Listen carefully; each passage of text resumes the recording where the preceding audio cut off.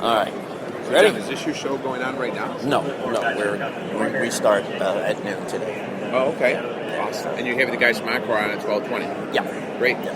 Did you have them on before? We had them on last year, and then so. I did an interview with them from Buffalo on the phone a couple months ago, right after they got approved. Okay. The USGA. So It's exciting news. it is. It is. It's good for them. All right, here we go. This will be the head coach, and I will not make any jokes about that title at all. In 3, 2, hope you would. 1. We are back in the new product zone here at the PGA show or merchandise show. I guess you got to call it the right stuff here. But and Greg, how'd you pronounce Liberto? Liberto. That's right. Libretto's the score for an opera, isn't it? That's right. Liberto. But Greg is a. Okay, we can't use any voodoo or witch doctor or anything, but no, you're kind of approaching the psychology of the game.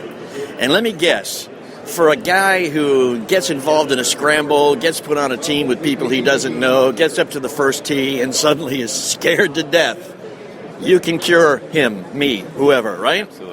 Absolutely. That's exactly what I do, John. Yeah. You know, every golfer is showing up unprepared for the round, and they're saying things that are working against them, especially on the first tee. Yeah. They're thinking about, don't miss it, or don't go out of bounds, or don't go left, or don't make a fool of yourself. Don't make a fool of yourself. Don't do what you did last time. Don't chunk it. Don't choke. And what I do is I get them to reverse that negative energy and really use it to their advantage and just get focused on hitting their target. Visualizing their shot, picking a very specific spot of where the ball is going to land, and visualizing the shot from start to finish. I refer to it as watching the entire movie. Okay. And just really getting focused on what you want as opposed to what you don't want. With your average client, how long does the transition process take? Good question. Some people experience a change immediately. And some people ebb and flow through it, and we're all different, and we all take this information a little bit differently. But they should typically start seeing an improvement anywhere from literally the first day to the first few weeks. Now, again, it takes discipline and focus and commitment to stay with it, because what happens is, and I tell my golfers this all the time, it's like learning a new language, except it's more challenging, because when you learn a new language, all you're focused on is the new words.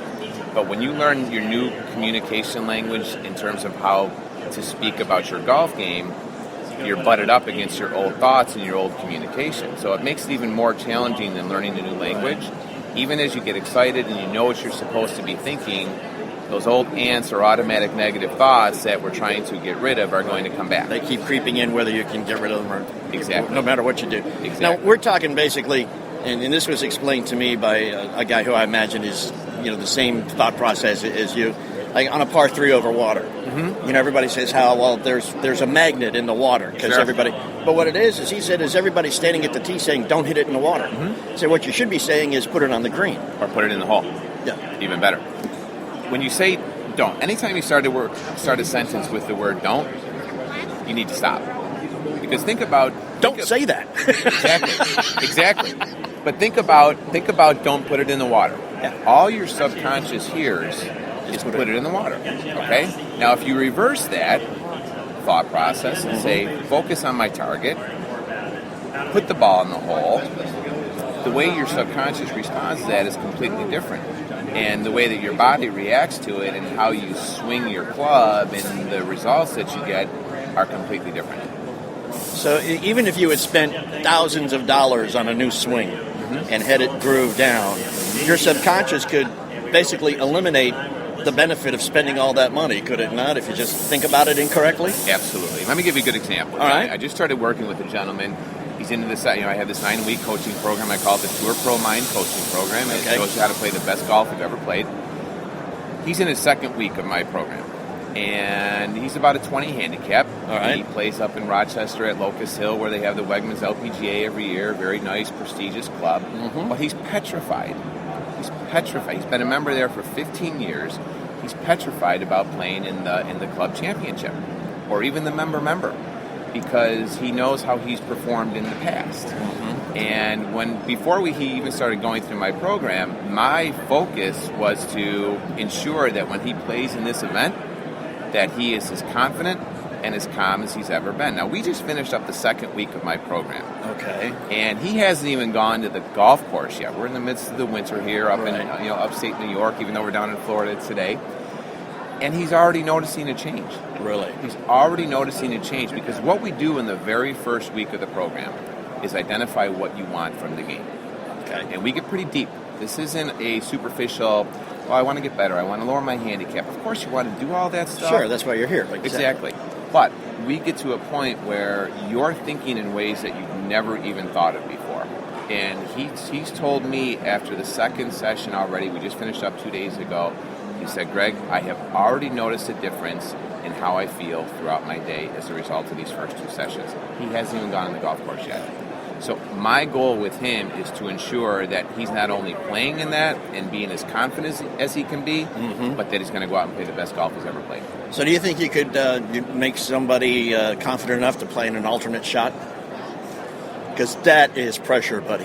Absolutely. Absolutely. But think about it, John. It's all the same. Whether you're playing in front of nobody or whether you're playing in front of 100,000 people, right, the process is the exact same. And that's where the biggest breakdown occurs is, you know what it's like when you go to the range and you feel good and you're hitting shot after shot and you're going, oh man, this feels great. Why can't I'm going to do this tomorrow on the golf course or later today. And then you get out to the course and everything changes. You're sitting on the first tee. There's 3 other groups behind you. Bang. Thank you. The nerves start to set in, the automatic negative thoughts, that negative energy, and all of a sudden your focus goes from your target to the guys behind you, right, watching you, and you're thinking about what they're thinking. Yep. Now, I mean, just that simple thought process in and of itself, it's like thinking in reverse as opposed to thinking forward.